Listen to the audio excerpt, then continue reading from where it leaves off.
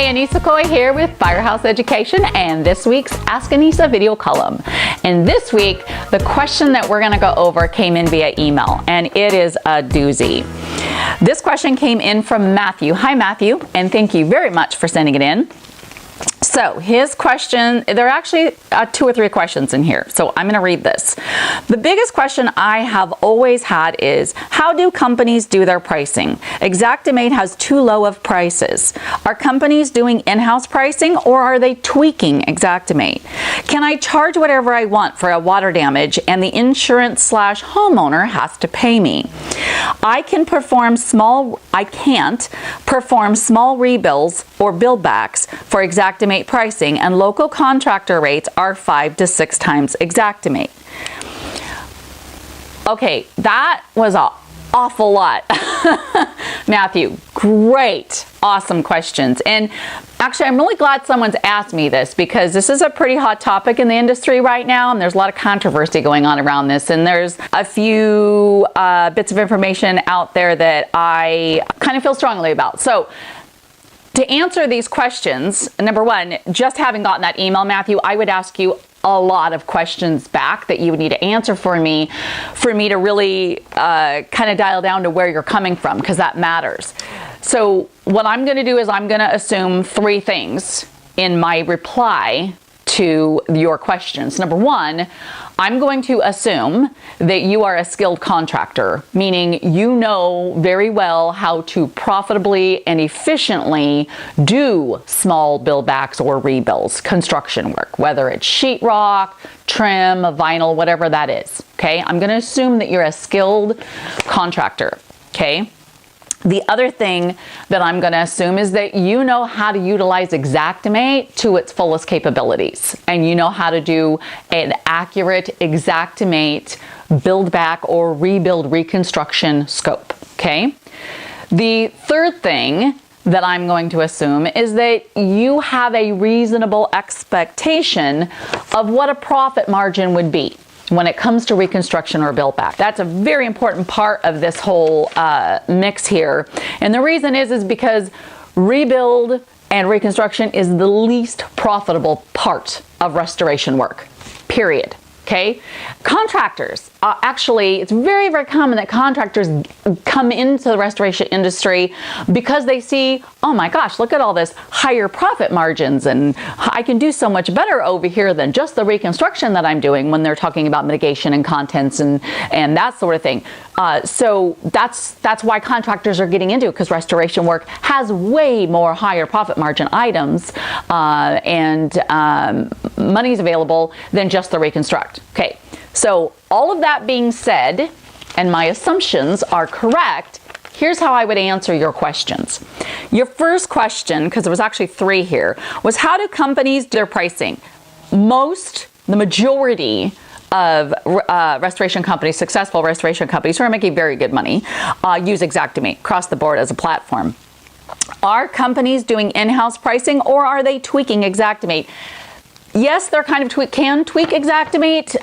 There is such a thing called adjustment for market conditions that is a very deep topic, and I don't have Xactimate right in front of me here to even go over that with you. So just know that you can do market adjustments for current market conditions, whether it's the price of materials, having to travel to a remote location, things like that. Okay. Then your third question was, can I charge whatever I want for a water damage and the insurance company/homeowner has to pay? Well, the short answer is sure, you can charge whatever you want. The ultimate answer, though, is going to be if you want to go out of business or not be successful, because, not unlike a contractor. I mean, just think about it. If a contractor wants to go out and say, hey, I want to charge whatever I want to charge. Most of these guys are charging $10,000 on a bathroom remodel. I want to charge $50,000. That's fine, he can. But boy, he better sell that, because, who do you think homeowners are going to go with? If contractors went out and just charged whatever they wanted based upon how they feel about their restoration work, we'd have the Wild West. It would be ridiculous, okay? And again, as I've said in past videos, who's the person in the middle that's going to be basically the innocent bystander that's going to get caught in the middle of this meat grinder? It's going to be the homeowner, okay? So charging whatever you want or to have that attitude, in my opinion, is completely ridiculous, all right? Now, that being said, I know that my answer to your 3 questions isn't going to be popular with everybody, but I'm here to tell you, after almost 18 years of experience in this industry, which I do feel experience matters. You know, there's a track record of what works and what doesn't work. And there's been guidelines and parameters set up for a reason, so that we don't have anarchy, if you will. Now, can those things change, or should they be changed? Maybe. And yes, they can change. But you do change for the good through certain channels and means, all right? And raising industry standards, that sort of thing. But I don't want to get off topic, because the topic that we're talking about here is, in particular, reconstruction. And, you know, Matthew, this is a huge topic, and I really wish that I could have my hubby on this side of the camera instead of on the other side of the camera as usual for this topic, because he's so amazing at this sort of thing. Been a contractor for 25 years and just knows this topic inside and out. But here's what I will tell you with my experience in here. You know, contractors who do a profit margin of, say, you know, 40% on a rebuild, they feel that's really, really good. I'm sorry, not on a rebuild, but on like a construction job. They feel like that's really good. I'm talking about a new house built. So when you're doing reconstruction and restoration, what kind of profit margin are you expecting? I mean, if you're going to go out there and do contents and do 70, 80%, or you're going to go do, you know, hazmat cleaning or water damage, and you're going to do 85, 90% in a profit margin, if you have those kind of profit margins in mind for reconstruction, or feel you should be able to do that in the reconstruction part, that's not realistic, and that's not going to happen. Okay. And I want to make sure that, Matthew, when you're looking at your reconstruction, are you completely separating that out on your job, by the way? Do you have your reconstruction costs and income over here separated from maybe the mitigation part of that? So you're very clear, and are you very clear on exactly what is your current profit margin? Say, so, you know, I've heard some people throw some numbers out there. Oh, on Reconstruct, I do 50, 60%. I'm going to tell you, I'm a 30-year accountant, and I'm good at Xactimate billing, and I have a sharp pencil when it comes to this stuff, but I've never done 50, 60% on a rebuild, and I would really want to see some proof of that to show me your analysis, to show me where you got that profit percentage, because I would have a really hard time believing that. Using Xactimate, look, Xactimate is a platform, and I get that. However, it is a platform that we use to kind of keep some industry standards there, okay, so for everybody to come together in sort of like some agreement. But Xactimate can be, as you put it, tweaked with in legitimate ways. And that doesn't mean you just go in and go, all right, well, I'm going to take Xactimate and I'm going to erase all their prices on there and use their line item, but I'm going to make my own price. That's not what I'm talking about. There can be legitimate adjustments for market and materials conditions.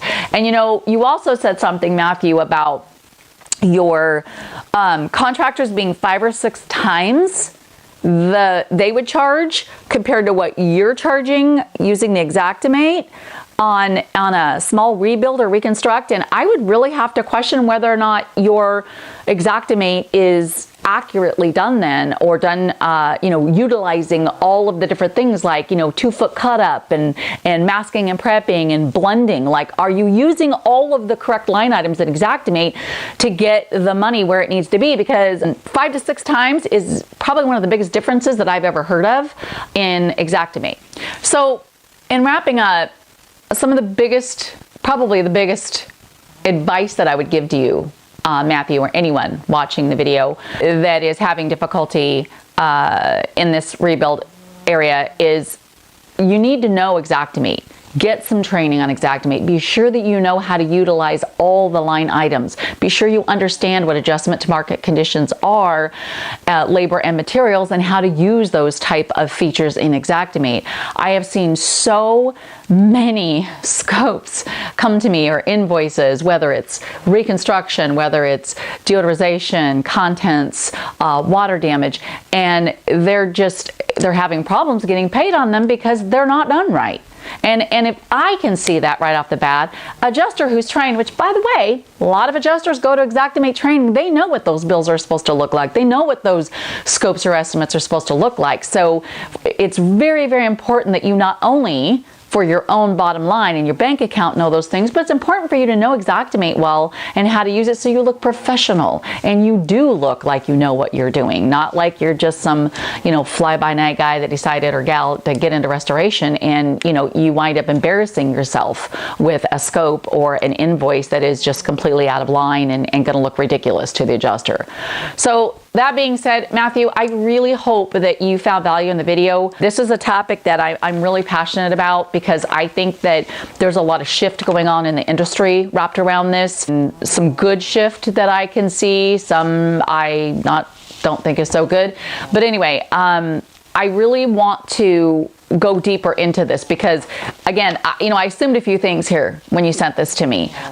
There's questions I haven't, even asked you, like, are you doing all this in-house? Are you subbing it all out?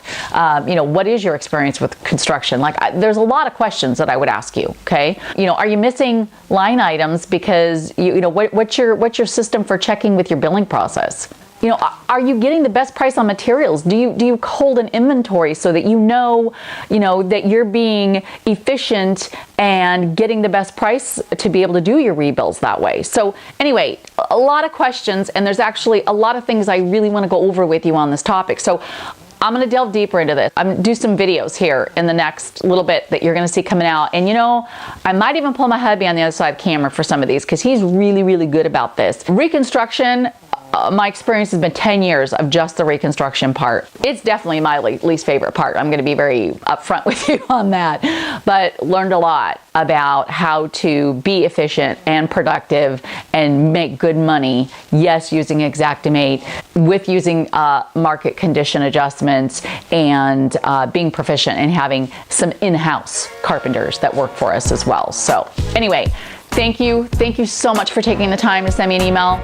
I appreciate it. Don't forget, send me those questions to Annissa at firehouseeducation.com, and I just might feature you on next week's Ask Annissa video column. I'll see you next week.